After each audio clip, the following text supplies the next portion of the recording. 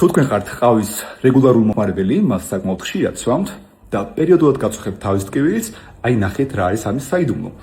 ზოგადად, ვინც ყავას სვამს ხოლმე ხშირად, მათში ბუნებრივია კოფეინის დოზა საკმაოდ მაღალია, ხო?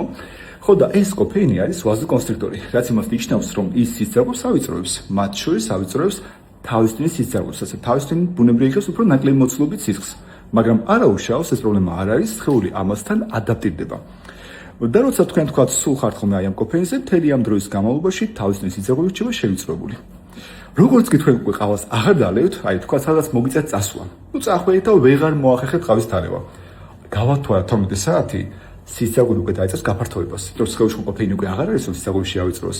ამიტომ გაფართოვდება თორე სისხლძარღვები თავისთვის მიაწვება უკვე დიდი მოცულობით სისხლი და ის უკვე გამოიწვევს პულსირებად, ანუ ფეთქავ თავის ტკივილს. რომელიც შეიძლება გაგრძელდეს სამ ყავას არ დავეთ მანამდე. 2 დღე, 3 დღე, 4 დღე, 5 დღე, ნუ მძიმე შემთხვევებში 1 კვირაც კი. ასე რომ ვინც ყავას ხშირად სვამს, მათში თავის ტკივილი ეგრევე დაიწყება, როგორც კი ისინი ყავას აღარ მიიღებენ.